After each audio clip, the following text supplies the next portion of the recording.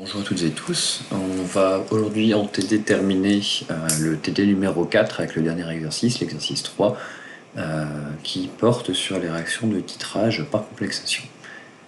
Dans cet exercice, on vous dit les réactions de titrage peuvent tout aussi bien être des réactions de complexation. On va avoir des réactions de dosage qui vont avoir la forme P de NH3 est fonction du volume versé de NH3 par exemple. Même chose, la particule échangée, c'est le ligand NH3. Donc on va voir un petit peu après ce que ça va nous apporter dans l'exercice. Alors, dans cet exercice 3, l'exercice est relativement court, d'accord. On vous dit que dans le document ci-après, on représente l'évolution de P de NH3 égale à moins log de NH3 et du pourcentage des espèces de Cu+, CuNH3+, et CuNH3+. D'accord.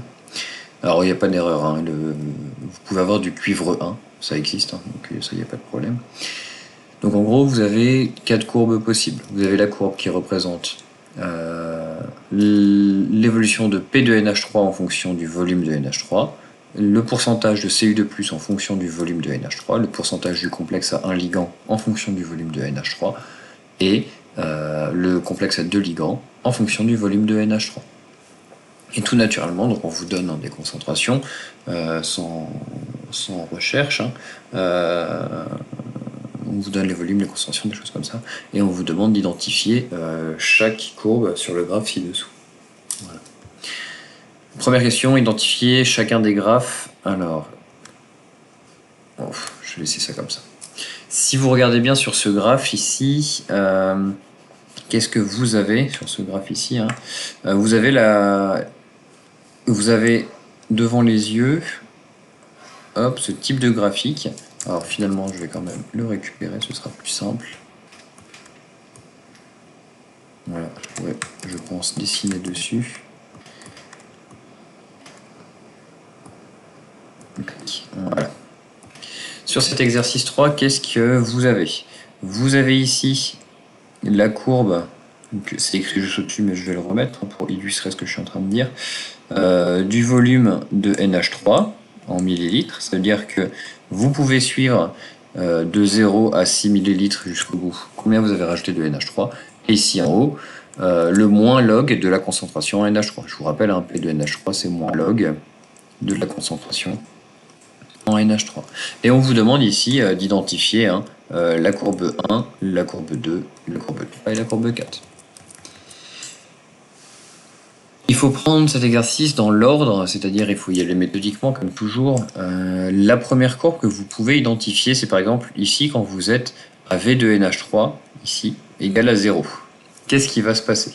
Au tout début de l'exercice, je vais vous mettre l'exercice ici. Voilà. Au tout début de l'exercice, on vous dit que par exemple, vous n'avez pas de ligand, vous n'avez pas versé de NH3, donc vous n'avez absolument pas de ligand. Donc au départ, AV égale 0.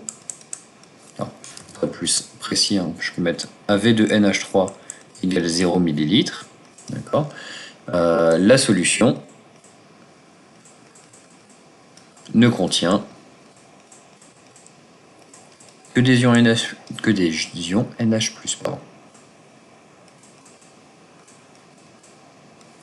Alors, NH+, non, c'est Cu+.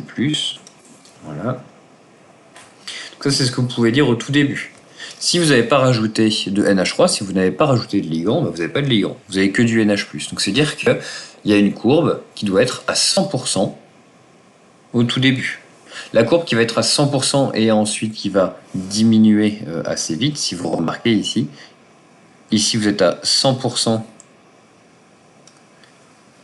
de Cu de plus. Et vous allez voir, en fait, ici, vous allez diminuer jusqu'à disparaître. Vous allez atteindre un 0. En gros, ce qu'il vous faut, c'est une courbe qui commence à 100% et que vous voyez après atteindre 0. Parce que tout votre Cu plus va être consommé. Donc, vous pouvez déjà identifier, grâce à ça, que la courbe 2,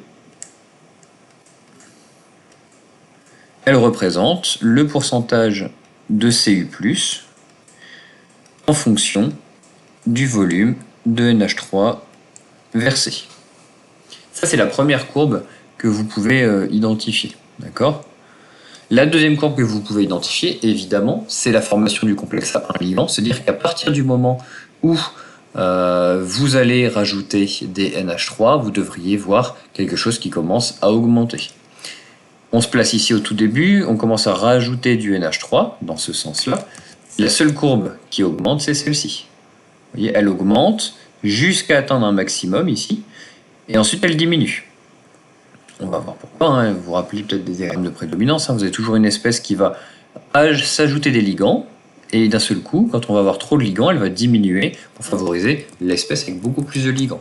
Donc la courbe 3, si on regarde, hein, lors de l'ajout de NH3, le complexe a un seul ligand, hein, le complexe CuNH3 plus se forme, et ça correspond à la courbe 3. Donc la courbe 3, ici, donc la courbe 2 c'était le pourcentage de Cu en fonction de NH3 ici. Voilà. La courbe 3, qu'est-ce qu'elle va représenter? C'est votre pourcentage de Cu NH3 plus en fonction de votre volume de NH3 versé. D'accord? Vous avez déterminé ici la deuxième courbe de votre graphe. Même chose, au bout d'un moment, vous allez avoir le deuxième complexe qui va se former.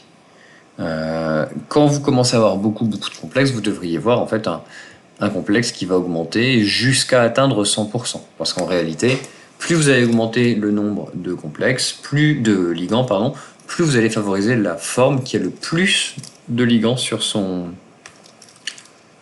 métal.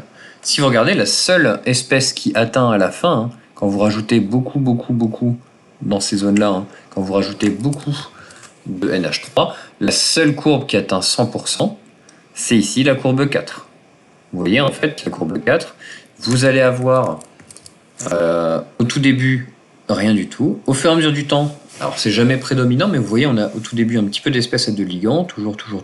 C'est jamais prédominant pour le moment. Jusqu'ici, jusqu'ici, c'est votre forme Cu2+, qui est majoritaire, parce que c'est la courbe 2 qui est au-dessus. Ensuite, c'est la courbe 3 qui passe au-dessus. La forme prédominante, c'est le complexe à un ligand. Et après ce point-là, vous voyez la courbe qui passe au-dessus des deux autres, c'est la courbe 4. Donc la courbe 4, elle correspond à la forme à deux ligands. D'accord? Donc même chose, on peut dire, hein,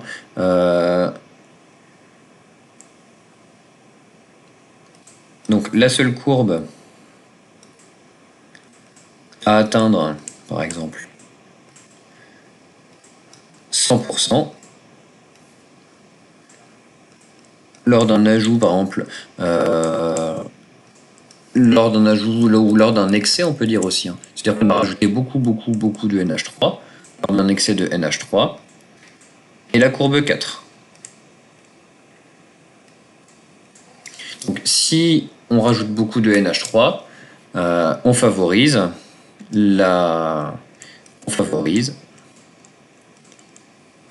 le complexe avec le plus de ligands, c'est-à-dire Cu, NH3, 2 fois, plus. Ce qui vous dit en fait que la courbe 4, hein, c'est le pourcentage de Cu, NH3 perdu, NH3 2 fois, plus en fonction du volume de NH3 versé.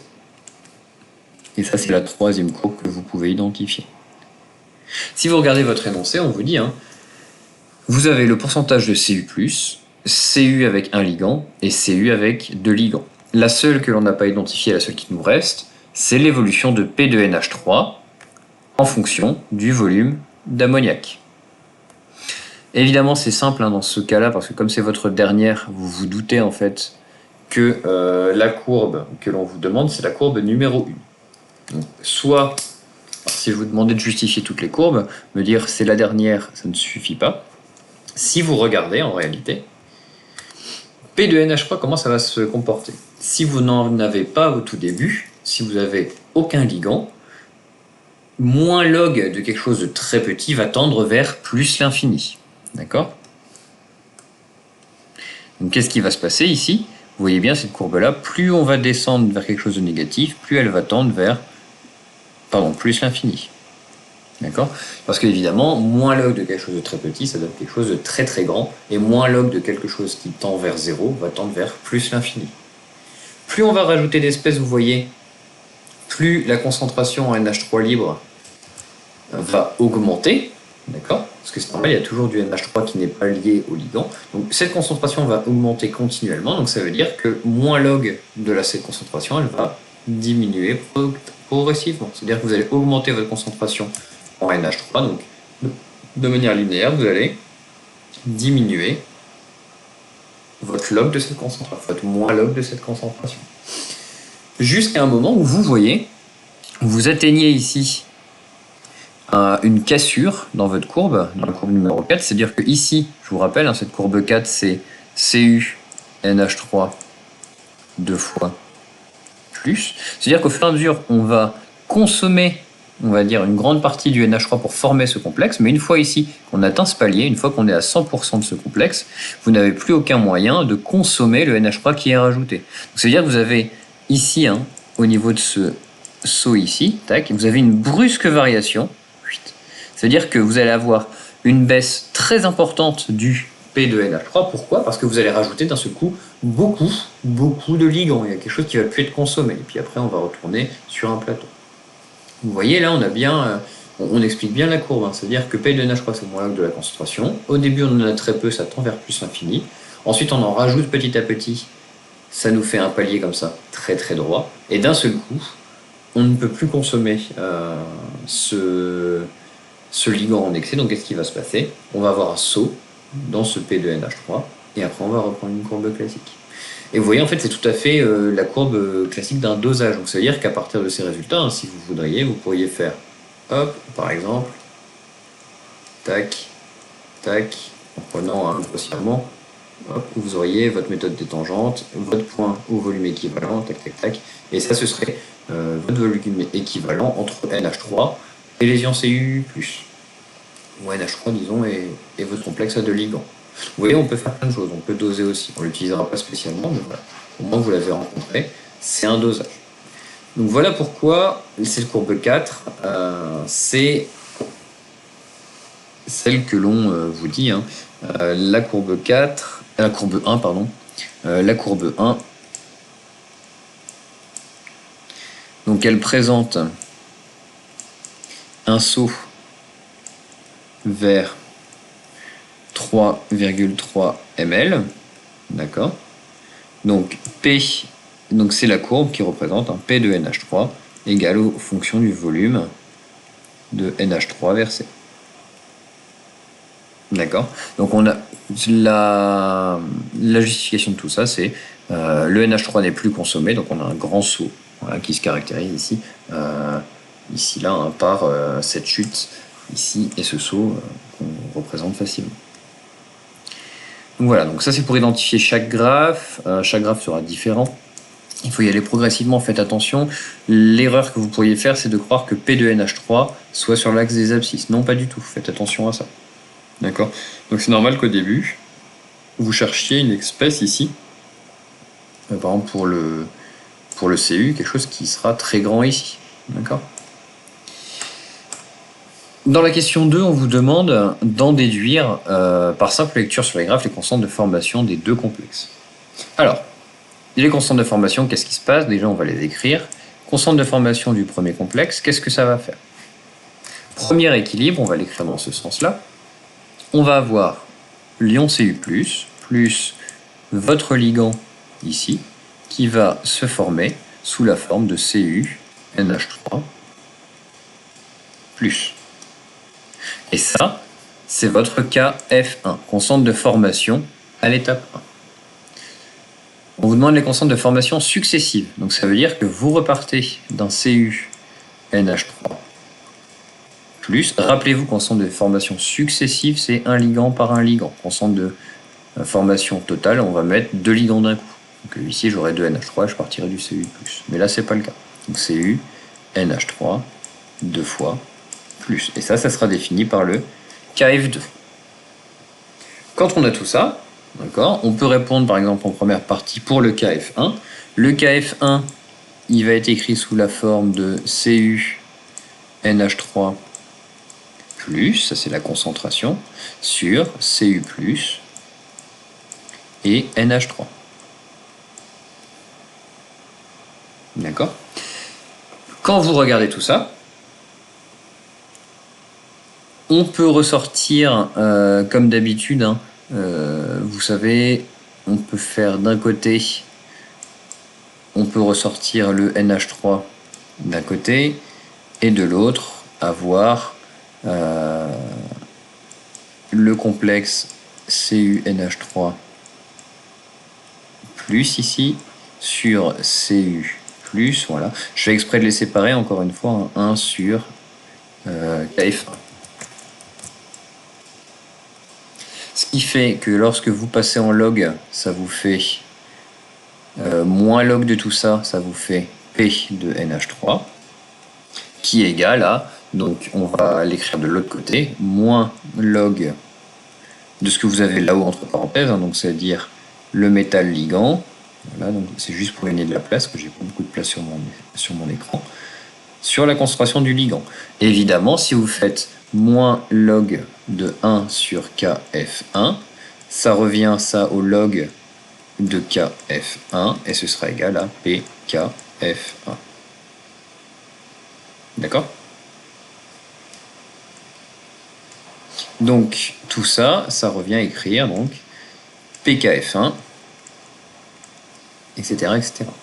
Ce qui fait que lorsque vous êtes sur la frontière, vous avez le droit d'écrire que la concentration, donc sur la frontière du diagramme de prédominance, hein, sur la frontière, vous avez la concentration, donc là je vais le réécrire, j'ai de la place, hein, de Cu NH3+, qui est égale à la concentration en Cu+. Donc, si vous avez ce ml qui est égal à m, voilà, vous pouvez simplifier le terme en moins log ici. Donc, vous avez P de NH3 qui est égal à PKF1. D'accord? Faites très attention ici.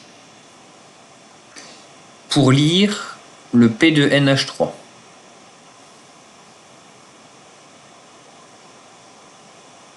comment est-ce qu'il se passe? C'est un équilibre entre cette forme à un ligand et cette forme en métal libre. D'accord? Donc ça veut dire que au moment où on a la concentration du métal du complexe avec un ligand et du métal, ici on a la courbe représentant le métal. Voilà. Ici on a la courbe représentant le complexe avec un seul ligand. Et évidemment, on vient de dire que les concentrations des deux étaient égales. Où est-ce qu'on va se placer quand les deux courbes ici vont se rencontrer? Je recommence. Hein. La courbe 2, c'est celle qui représente le pourcentage de Cu+. La courbe 3, c'est celle qui représente le pourcentage du complexe à un ligand. Je fais ça pour aller plus vite. On vient de dire que pour simplifier l'expression, pour avoir du P de NH3 est égal à PKF1, on se situait ici, c'est-à-dire quand la concentration en Cu et la concentration en complexe avec un ligand étaient égales. Qu'est-ce que vous faites ici? Faites attention, vous êtes sur du dosage. Donc, déjà, première chose à faire, c'est de ne pas lire ici. Parce que ici, vous êtes sur le volume de NH3. Ça n'a rien à voir. Nous, l'équation qu'on a réussi à en tirer, hein, je vous rappelle, je repasse en bas, c'est P de NH3 égale à PKF1. Ok, donc faites très attention à cette étape. Ça peut vous tromper. Si vous voulez lire P de NH3, premier réflexe, et vous dites, bon, ok, je suis sur ce point-là, P de NH3, l'axe, il est là. Et je lis 3,6. C'est faux. Parce que P de NH3, c'est une réaction de dosage, et on a vu que vous aviez une courbe qui liait P de NH3 en fonction du volume versé. Donc ça veut dire que vous ne pouvez pas lire un volume, un P de NH3 directement au croisement de deux courbes. Ça veut dire qu'à ce moment-là du dosage, vous êtes à cet endroit-là de la courbe de dosage, ici. D'accord. Et au moment où vous avez, par exemple, 1 millilitre, ici on peut lire en bas, hein, c'est seulement lorsque vous avez versé 1 millilitre de NH3 que vous arrivez à l'égalité concentration en Cu+, égale à la concentration en complexe avec un ligand. Donc forcément, vous avez ça de vrai à 1 millilitre, donc vous devez lire votre P de NH3 ici. Vous tombez à la louche sur quelque chose qui est égal à 5,8. D'accord. Donc, par lecture graphique,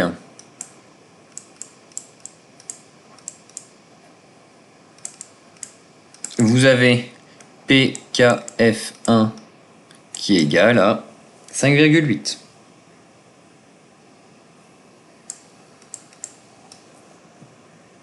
D'accord.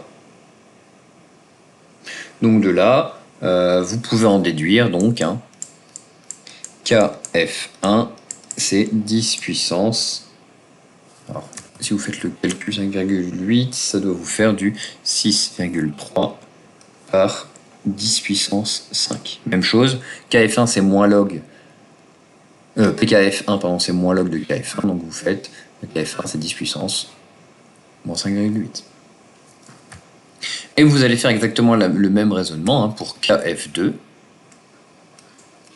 KF2, ça correspond à l'équilibre CuNH3 plus sur CuNH3 de plus fois la concentration en ligand. D'accord? Je vous rappelle, on l'a écrit là-haut, c'est cette équation-là ici.